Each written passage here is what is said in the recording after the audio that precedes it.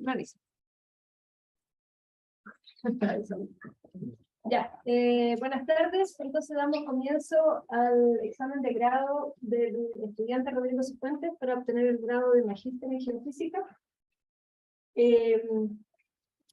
La comisión evaluadora en esta oportunidad está formada por la investigadora externa Brandy McInnes de la Universidad Central de Washington, el doctor José Quesada de la Facultad de Ciencias Químicas de la Universidad de Concepción, el doctor Marcos Moreno de la Facultad de Ciencias Físicas y Matemáticas de nuestro departamento, y la profesora guía, la doctora Ignacia Calixto del Departamento de Geofísica de nuestra facultad. El estudiante Rodrigo Cifuentes entró al programa el año 2020, desde la corte 2020, y el título de su trabajo es Implementación de una metodología numérica para la caracterización estocástica de la fuente del tsunami provocado por el terremoto de Valdivia de 1960. ¿Cómo va a ser el procedimiento de este examen de grado? Primero, el candidato va a realizar una presentación de 30 a 40 minutos, donde debe exponer los principales, aspectos principales de su trabajo de investigación. Una vez terminado, vamos a proceder a 2 rondas de preguntas por la comisión, partiendo por la miembro de la comisión externa, los miembros de la universidad, y finalmente del departamento, y después la profesora guía. Posterior a esto, vamos a abrir preguntas a la audiencia, en el caso que tengamos el tiempo, así que vamos a evaluarlo. Y posterior a eso, la comisión completa se va a reunir en esta sala, así que le vamos a pedir a la audiencia virtual y a la presencial que abandonen la sala. La comisión se reúne y delibera la calificación. La calificación tiene conceptos, puede ser sobresaliente, que es entre 6, 7 y 7, aprobada con distinción, que es 6.1, 6.6, aprobada, que es 5.6, o no aprobada. Posterior a eso, cuando la comisión delibere y decida una nota, nosotros nos volvemos a reunir, se vuelve a reunir el público y se informa, digamos, del resultado del examen de grado. Desde ahora tenemos un miembro de la comisión que es angloparlante, así que vamos a cambiar a inglés y le voy a explicar brevemente lo mismo que voy a explicar a ustedes, y de ahí vamos a comenzar con la presentación en inglés. Brenny, can you hear me? Yes, I can hear you. What it will happen now is that Rodrigo will present, he will present his result in 30 or 40 minutes. After that, we will have 2 rounds of questions. And if we have time, we will open the question to the audience. And after that, we will get together in a private room and we will deliver and decide, the commission will deliver and decide the qualification of the exam. After that, we will inform to Rodrigo and the public the result of the deliberation. There are 4 concepts for the evaluation: outstanding, approve with distinction, approve, or rejection. So we will have to define that concept while we meet. Do you have any question? Is it clear? It is clear. Thank you. Thanks. So now you can start. Go ahead.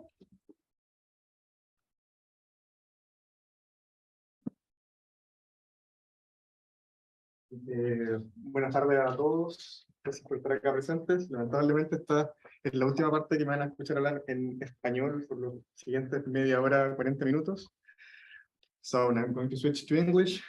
I want to welcome all and thank you all, especially my supervisor, Dr. Ignacia Calixto, and my co-supervisors, Dr. Marcos Moreno, Dr.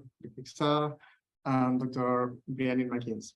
Today I'm going to talk about my thesis. I'm going to defend it, and it's titled Implementation of a Numerical Methodology for the Stochastic Characterization of the Valdivia 1960 9.5 moment magnitude tsunami source. is a picture of the aftermath of the Valdivia earthquake in Valdivia.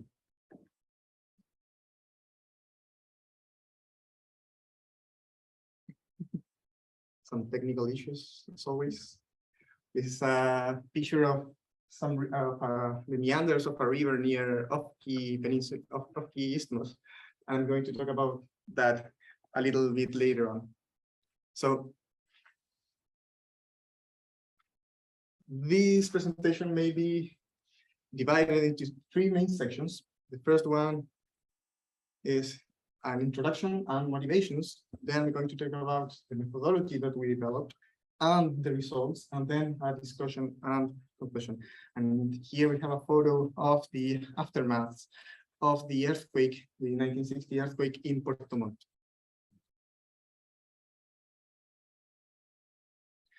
First of all, I'm going to talk about the historical seismicity in Chile. I'm sure you all know that here in Chile, we have a very active segment, and we've all been subject to a lot of earthquakes. So I'm going to talk about a brief history of earthquakes and tsunami in Chile and how these affect us. So more than 70% of tsunamis that have happened here in the Pacific coast have been caused by strong underwater earthquakes.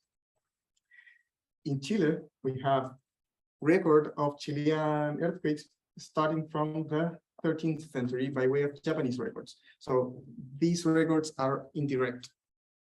Direct records are started from the 16th century onwards by way of the conquistadors and monks who started sending letters back to Spain in order to ask for money to rebuild their churches, buildings after earthquakes. So we have these historical accounts with which we can work for this. And there are at least 14 earthquakes with magnitudes larger than 8, starting from 1570 to 1960. And from 1960 onwards, we've added 4 more. And I'm talking about just larger than 8. If we count the moment magnitude 8, we have like 22. This figure shows the estimated rupture lengths of historical earthquakes in the Concepción Valparaíso rupture zone and in the Valdivia rupture zone. Here we can see 2 important events, the 1575 event and the 1960 event, which we are going to talk a little bit later. Motivation. Why is this a study important?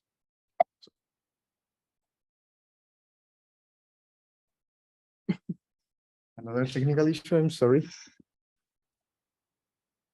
So we're going to talk about the seismic cycle.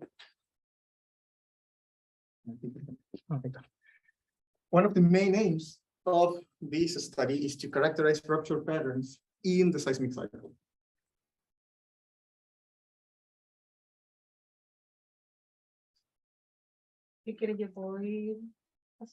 Yeah, so, as I said before, we have rupture length estimations from the 16th century onwards, but we would like to have rupture estimations back in time. As if we are able to better understand the past, we could be better prepared to face the future. We would be better prepared to construct communities more resilient and better prepared for hazards. So what can we do with this? So this is an example of the rupture lengths of the seismic cycles in some places in the world.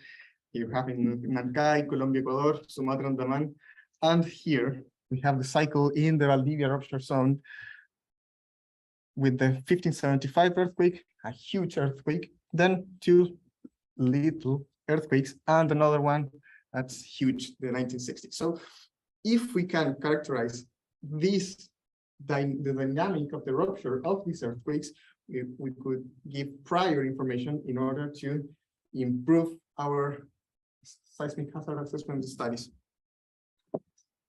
Thank you. So I'm sure we've all felt at least one earthquake here living in Chile. And in this day and age, we have a lot of dense network of instruments that are continuously measuring them. But what happened earlier than that? How can we gather information and what sources of information we have with this? First of all, an earthquake deforms the surface, and we can measure the deformation in terms of uplift or subsidence. If this earthquake is strong enough to generate a tsunami, this tsunami will deposit sand and organic matter, and we can study the stratigraphy, sedimentology, and construct a history of this seismic cycle. And also, with historical accounts, we can construct how an earthquake impacted a community, a coastal community. This is an example of an earthquake that generated a tsunami and impacted Penco. So I talked about Valdivia earthquake. So the 22nd of March, May 22nd, in 1960, a huge earthquake struck the south central Chile, a 9.5 moment magnitude earthquake. This earthquake ended up approximately 33-hour long sequence that started the day earlier with an 8.1 moment magnitude earthquake here in Concepción. This is the biggest seismic event recorded in history, with a rupture length that started from the Gulf of Arauco to the north and ended in the Taitao Peninsula to the south, with a length of over 1,000 kilometers. The effects of this earthquake in the population is that an estimated 2.5 million people were affected, with over 2,000 casualties. Money-wise, between $500 and $700 million of 1960 money, not adjusted to inflation, was lost. This is again the same photo of the aftermath of the earthquake in Puerto Montt, and we can see how the deformation completely wrecked the railway. So why Valdivia? Why did we choose Valdivia in order to benchmark our study, our methodology? That is because Valdivia is a well-studied earthquake with a lot of models, sleep models, and we have a lot of information about it. So we have temporal distribution of the sleep. This is an animation of the first hour of the Valdivia tsunami. We also have the sleep distributions obtained via inversions with seismic and geodetic data with different sources and different strategies. For example, Moreno et al. 2009 did a sleep inversion with a finite element analysis study and a realistic geometry of the slab. And also, we have other sources of information for these sleep distributions, as we can see here with the study from Fuji and Satake 2013, in which they made this inversion with tsunami data. So we know that we want to study past tsunamis, past earthquakes, and the tsunamis that were caused by them. But how do we do that? Here I'm going to show a simplified version of the methodology. This is an overview, a simplified schematic. First, we create a big number of random sleep distributions. Then we filter those random models, using available deformation and tsunami data from the earthquake of interest. Then the models that clear all of those restrictions are analyzed. And then with this analysis, we obtain an estimation of the most probable sleep distribution in terms of the data available. So we know that we have to first start creating a number of sleep distributions. And how do we do that? First, we have to compute a random sleep model. This is done by, by computing a sleep vector S, and with the components of S, we populate a fault that is comprised by subfaults. This is done by an exponentiation of a Carolian level expansion, which in turn is a linear combination of the eigenvalues and eigenvectors of a correlation matrix C, which is defined by this. This is a little bit esoteric for now, but we have to be conscious that C is a function of the geometry of the fault that we defined. Then, with C computed, S is computed as follows, with an exponentiation of a scalar value, and this the Carolian level expansion with a random generated number, samples from a normal distribution, the eigenvalues, and the eigenvectors. And this is an example of a fault comprised by subfaults that are then populated by the components of the slip vector S. The geometry of this fault is what defines this correlation matrix C. So we have the distance between the subfaults is D strike, along strike, then the distance between subfaults along dip is D dip, error strike is 2.5 times the length, and so on and so forth. Yes, so we know that we have to compute S, and for computing S, we know that we have to define the geometry of the fault that we are going to use in order to compute C. But how do we define this geometry? For this, we use the logic tree structure, and this is how the subfault's geometry is defined. The logic tree structure is a decision schema organized in different layers of levels that branches out into different values. So if one follows one of these paths, is going to retrieve all of the information necessary in order to define the geometry of the fault. And if one follows all of the paths, we will retrieve all of the combinations necessary to define all of the possible geometries. In this case, we use 6 levels that is the magnitude range, the northern limit of the fault, the southern limit of the fault, the rupture aspect ratio, the ratio between the long strike length and the long dip length, the distance to a trench with which we can modulate the depth of the earthquake, and the expansion truncation. We don't have to use all of the eigenvalues and eigenvectors in order to compute this random slip distribution. So the more number of eigenvalues and eigenvectors that we use, the more complex is the model, the more we deviate from a homogeneous model, but the larger is the toll to the computer. So how do we choose these value ranges? Depends on the data that we have and on the segment that we have. If we can estimate that an earthquake, given some data set, is 500 kilometers long with scaling laws and empirical relations, we can estimate magnitude ranges, rupture lengths, etc. And thusly, we can populate the value ranges. So now we know how to create models. The next step is how to filter those models. And how do we filter those models? Does the sparsity of the data matters? The order of restriction matters? What is the effect of gaps in the data? For this, we created 2 synthetic models, 2 synthetic slip models, with which we computed the vertical deformation using a 1985 solution.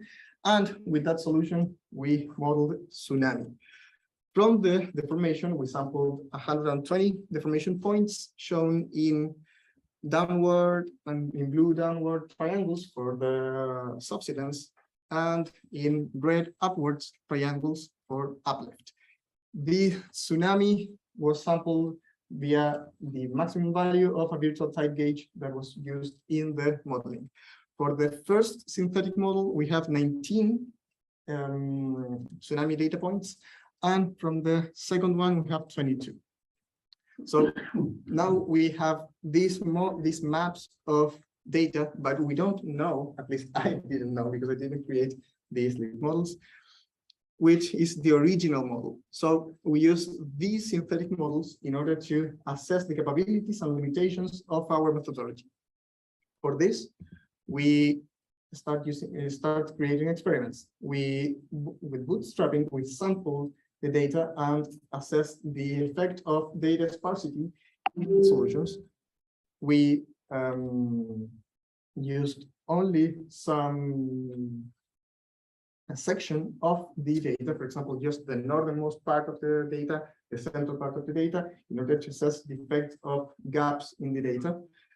And finally, we also shuffled the order in which we computed the numerical modeling of tsunami in order to obtain the restrictions. Finally, after all of these experiments, we arrived to a workflow that gave us these results. In blue, we have the original slip distributions, and in red contours, we have the estimated slip distributions. The blue line shows us the latitudinally integrated and normalized slip values for both the synthetic model and for the estimated models. And as we can see, with some leeway and imagination, the location of the main slip patches is resolved. However, the maximum slip values are underestimated. For both cases, we can see that in the original, we have here a slip patch, a slip maximum, which is resolved a little bit further north. And here we have the main slip patch, which is resolved a little bit north. And in the second synthetic model, we have the same story. We can resolve the location of these slip patches, but the maximum slip values are underestimated. So now that we know how to restrict, we know this workflow that I mentioned, now I'm going to talk about it. Finally, we arrived to this schematic representation of the algorithm. I'm not going to explain it here, as it can be quite confusing, but I want you to see that here we can divide this methodology in two parts. First part is the deformation data, the restriction process, and then with tsunami data restriction process. So first we create a random slip model, we compute vertical deformation, and we start the restrictions. If a model clears this restriction, it continues along the way to these next restrictions, and if it doesn't, it is discarded and we start again. So as I said, this can be divided into two sections. First, a deformation data restriction, it can be divided into two parts.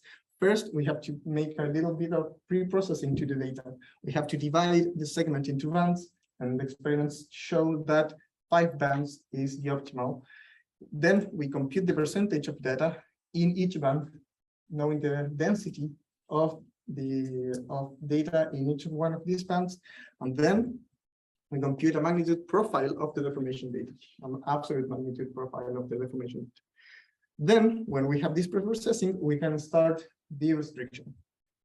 First, we check if the random models, the maximum deformation, is in front of the data maximum deformation value, which is to say that if the random model's maximum deformation is in the same band that we defined earlier as the maximum value of the deformation data, the model will pass. If it isn't, it won't, and the way it will be discarded.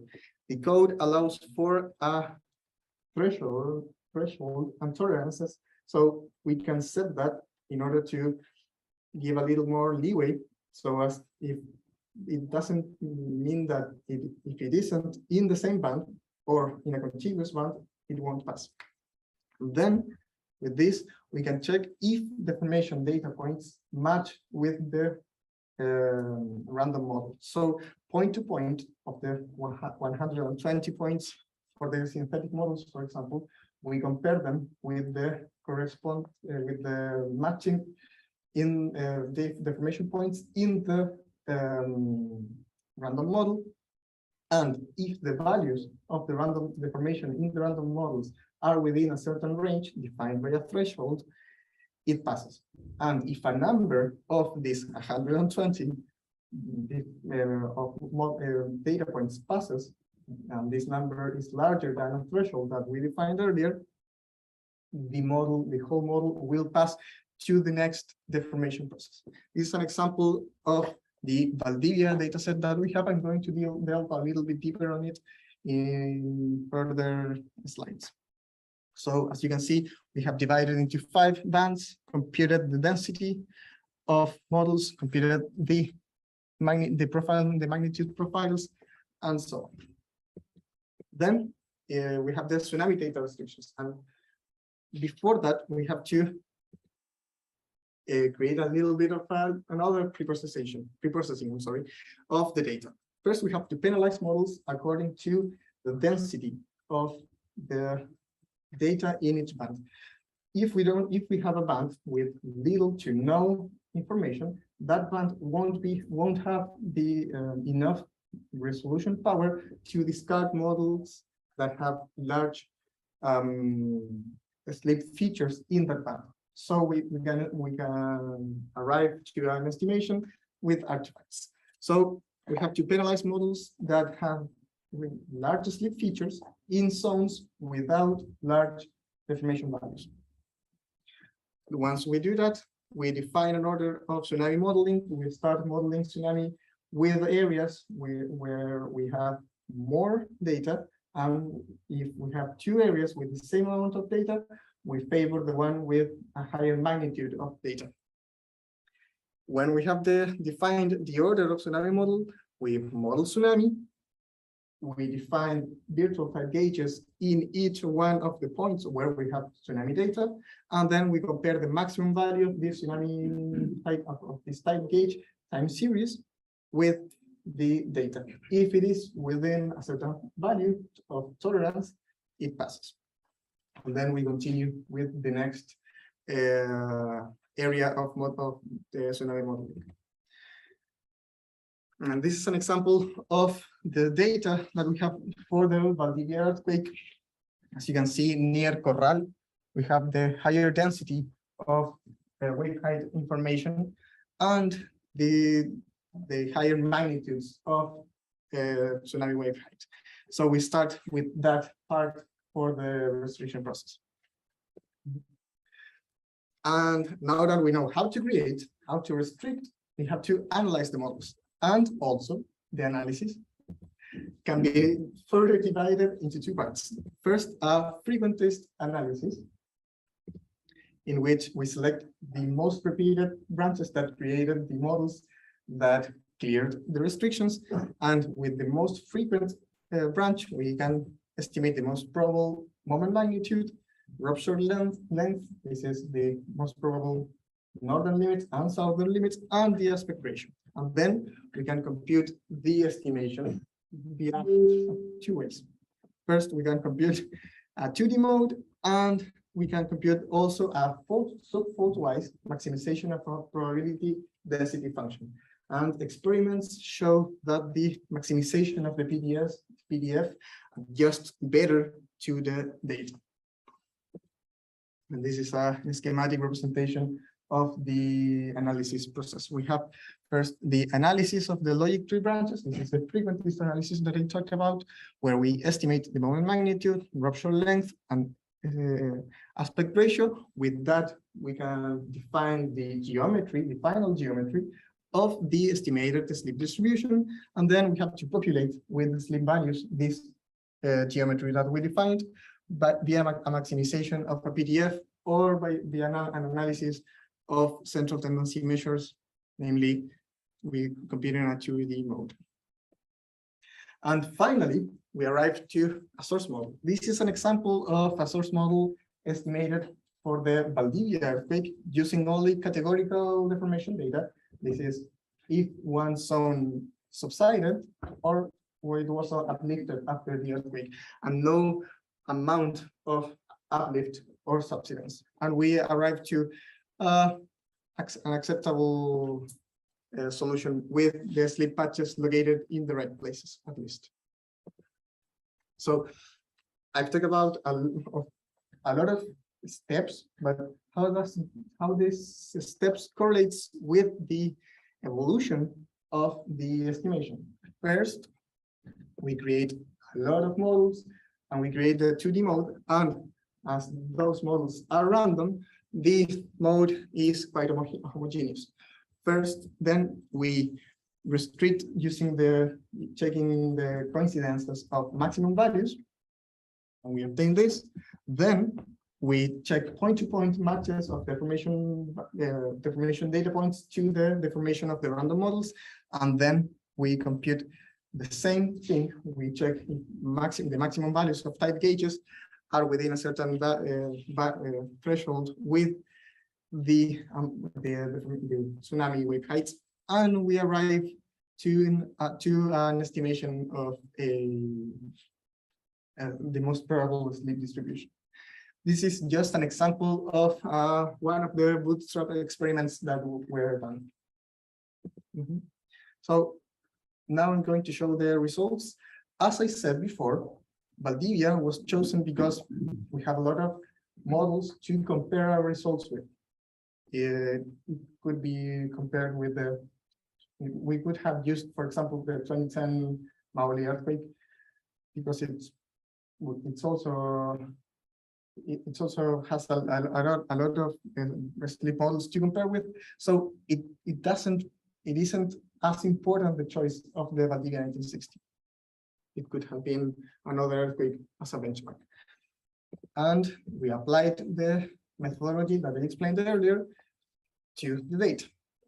And this is the data that we have for the Valdivia earthquake. We have 150 deformation data points from Plafker and Savage 1970, and 103 tsunami data points from various authors and various sources, namely sedimentology measurements and historical accounts. With this data, we we applied the methodology explained before, and we obtained the next results. See. And this is the final result of the estimation of the Valdivia earthquake sleep distribution. And we compare it with the ones that were shown before, Fuji and Satake, Moreno et al. 2009, and Barrientos and Ward 1990. As we can see, the northern part of our rupture starts in the north of Gulf of Arauco, and the southern part is in the Las Huaytecas archipelago. It reaches farther north than the models that were computed via inversions from Moreno et al. And from Fuji and Satake. And these may be explained because we don't have deep sleep in the northernmost part of our rupture.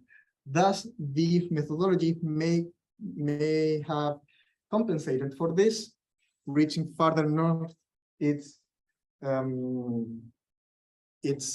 estimation of the northern limit.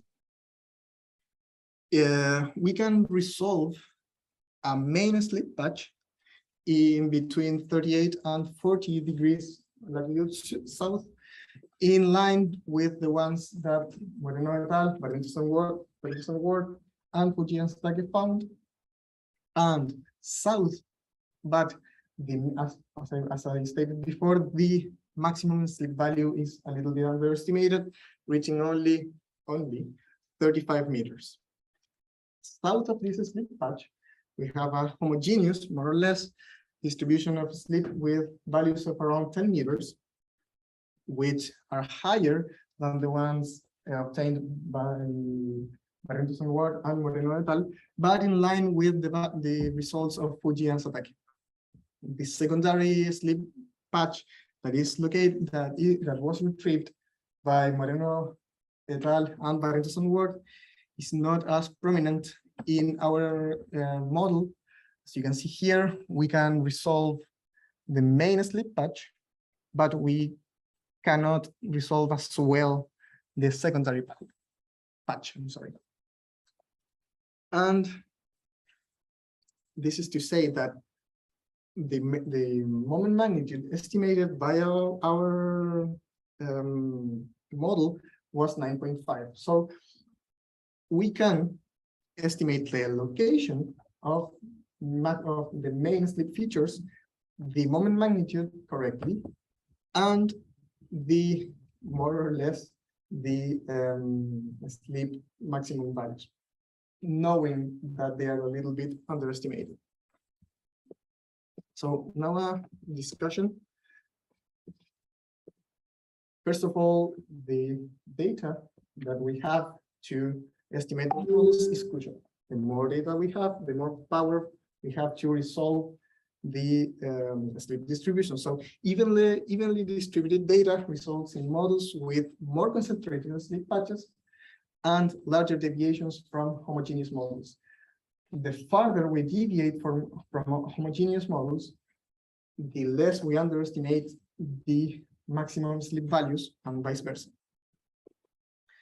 Fewer data points also may lead to homogeneous models and or artifacts. As I was saying, if we have an area without a lot of data, a random model with a large slip feature in that area could perfectly comply with the data in the other areas, having, however, a large slip feature in an area without data. So we especially need to be careful of data sparsity and data gaps. Also, the choice of branch values in the logic tree structure can impact the result as we increase the ranges of values, we increase the combinations of models and the combination of geometries that we can define. But this means that the computational costs of our estimations will increase also. But if we create more combinations, we can deviate further from a homogeneous model. So there's a trade-off that with heuristics one have to define previously. And also the choice of restriction parameters can influence the result. If we choose less strict thresholds or tolerances, more models can clear the restrictions. And if more models clear the restrictions, the results are going to be more homogeneous.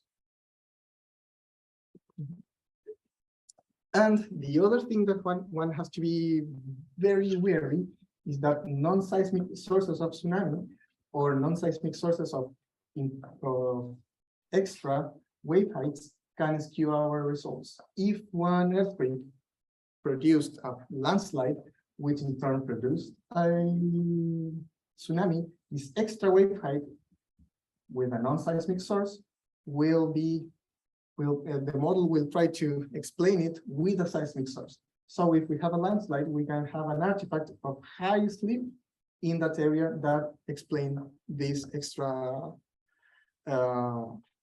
data, this extra magnitude in tsunami data, skewing our results. And this is another drawing. This is a drawing of the cathedral in Concepción after the Darwin earthquake in 1835, the ruins of it. And my conclusion. So I like pictures, as you may know now. This is the ruins of the La Victoria Theater in Valparaíso after the 1906 earthquake. So the main conclusions is that our heterogeneous estimations are of good quality, being able to locate the main slip patches, estimate the correct moment magnitude, and but they tend to underestimate the maximum slip values. This methodology can be used for the characterization of recurrent slip patterns in a seismic cycle in a certain seismic segment if we estimate all of the earthquakes in that seismic cycle. These heterogeneous realistic slip distributions may lead to a more effective seismic hazard assessment, as we can use these results as prior information, for example, in Bayesian inversions, etc. And the advent of new technologies, more powerful CPUs, parallelization with GPUs can accelerate greatly the computational computational times of this methodology, which are not slow, but are large, as it is an stochastic methodology. And with this, thank you.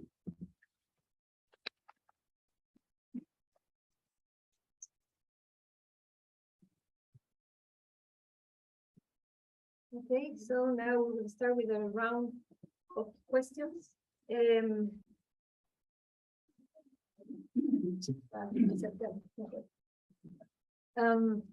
Brennan, can you hear me? Yes, I can hear you. So you can go ahead with your question if you want. Yeah, I have one question to ask you about your synthetic models. Mm-hmm. Is it possible to go to the slide where you have your synthetic model results? Mm-hmm.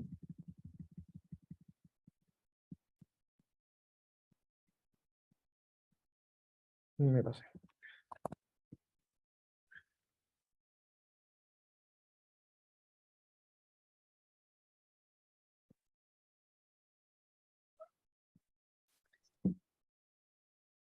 So you explained this with how it's a good fit of getting the slip in the right location. My question for you is, how do you define what is a good fit? And hypothetically, do you have any ideas for making it better? Because there's certainly room for improvement. It's not a perfect fit. Yes, of course, there's room for